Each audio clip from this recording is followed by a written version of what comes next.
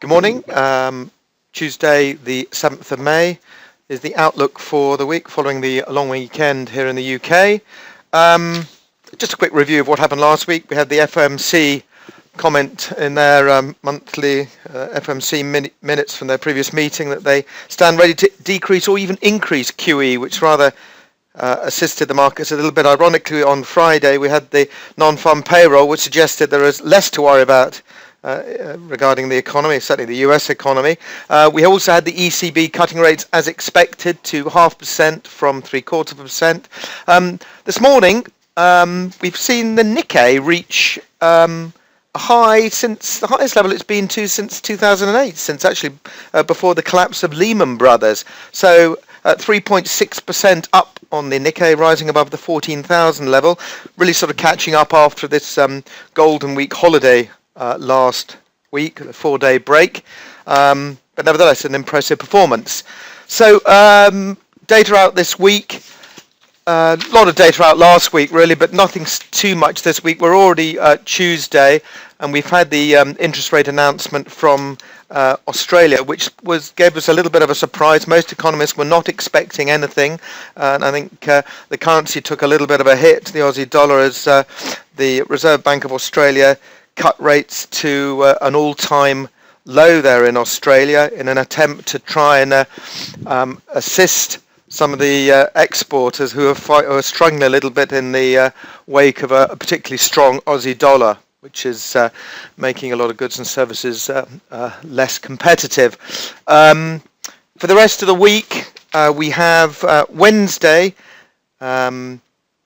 New Zealand employment data, not so important really. Australia unemployment data on Thursday, less important as well. Really the main sort of bit of data for the rest of the week, it starts on the UK with our interest rate announcement. We're not expecting any change there at all. No change in the asset purchase facility either now.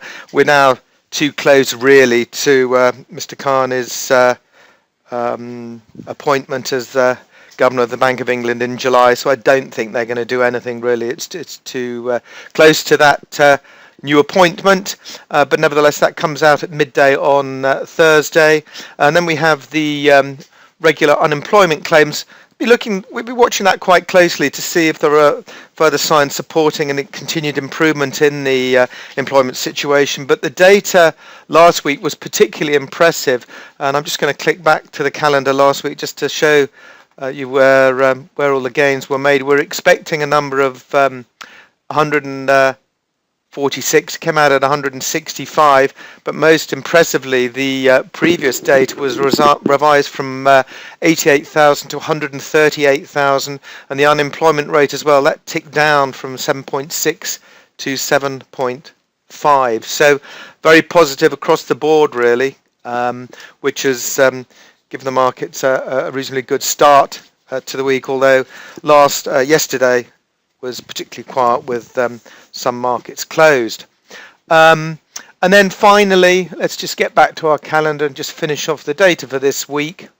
After the unemployment claims on Thursday, the only other main bits of data, really, we've got this G7 meeting, a meeting in London between the G7 members. That finishes on Saturday, May the 11th.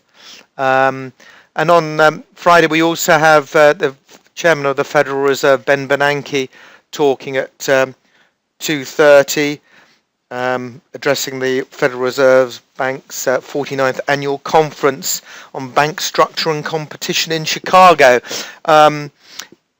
We have to be careful because his comments can cause some reverberations around the market. So that's something we perhaps need to plan for, but it is going to be quite late in our time, but it could have an effect on equity markets late afternoon. And that's it for the week. Thank you very much for listening. We reconvene on Thursday morning at 8 o'clock. Good luck for now. Bye now.